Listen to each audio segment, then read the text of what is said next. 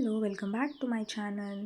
ఈరోజు నేను వీడియోలో వచ్చేసి ఎండి రొయ్యల కూర వండుతున్నాను ఇంట్లో, అది కూడా వంకాయలు వేసి. ఫర్ ద ఫస్ట్ టైం నేనైతే ట్రై చేస్తున్నాను ఇది. నాకు సీ ఫుడ్ అంటేనే అంత నచ్చదు, అందులో డ్రై సీ ఫుడ్ అంటే ఇది పెద్ద టాస్క్. నాకు వండాల్సిన పరిస్థితి మా ఇంట్లో వచ్చింది కాబట్టి వండుతున్నాను, లేకపోతే నేను అస్సలు ట్రై చేసేదాన్నే కాదు. ఎందుకు వండాల్సిన పరిస్థితి వచ్చింది అని అంటే, రీసెంట్గా మా చిన్న బాబుకి అయితే చికెన్ పాక్స్ అయ్యాయి. వాళ్ళకి స్నానం చేయించిన తర్వాత ఈ కూర దింపేయాలంట. అందుకని చెప్పి నేనైతే యూట్యూబ్లో అక్కడిక్కడ చూసి ఎలా చేయాలని చెప్పి ట్రై చేశాను. కానీ బాగానే వచ్చింది కర్రీ అయితే. చిన్నపిల్లలకి ఇవన్నీ తినిపించాలంటేనే పెద్ద టాస్క్. అందులో మా బావ అయితే అస్సలు ఇలాంటివి తినడు. ఆయనకు తినిపించాలి అని అంటే నా తల ప్రాణం తోకకొచ్చింది. అంత కష్టపడ్డాను నేను ఇది తినిపించాలంటే. ఇంట్లో ఉన్న వాళ్ళు కూడా తినొచ్చు, అలా ఏం లేదు.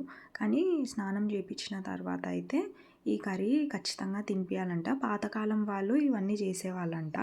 కానీ నాకైతే ఇది చాలా హెల్ప్ అయ్యింది ఇలా చేస్తే. మా బాబుకైతే చికెన్ పాక్స్ 5 డేసే ఉన్నాయి, కానీ నేను 7th డే స్నానం చేయించి 7th డే రోజు ఈ కర్రీ వండాను. కమింగ్ వీడియోస్లో నేను చికెన్ పాక్స్ వచ్చిన పిల్లలకి ఎలా కేర్ తీసుకోవాలి, ఎలాంటి ఫుడ్ పెట్టాలి, బయటి మెడిసిన్స్ యూస్ చేయొచ్చా చేయకూడదా అవన్నీ కూడా ఎక్స్ప్లెయిన్ చేస్తాను. ఇప్పుడు సమ్మర్ సీజన్ కాబట్టి చాలామంది పిల్లలకి వచ్చే ఛాన్సెస్ ఉంటాయి. నా వీడియోతో మీకు ఏదన్నా హెల్ప్ అవుతుంది అని చెప్పి నేనైతే ఎక్స్ప్లెయిన్ చేస్తాను నెక్స్ట్ వీడియోలో. ఇప్పుడు కర్రీ విషయానికి వస్తే అయితే సేమ్ మనం వంకాయ ఆలు ఎలా చేస్తామో అలానే చేసుకోవాలి, కానీ ఆలు ప్లేస్లో మనమైతే రొయ్యలు వేసుకోవాలి. నేనైతే రైస్తో కంటే రోటీతో నాకు చాలా బాగా నచ్చింది ఈ కర్రీ. మీరు కూడా రైస్ నచ్చకపోతే రోటీతో కూడా ట్రై చేసుకోవచ్చు. Thank you for watching Vihaan and Puneet tiles.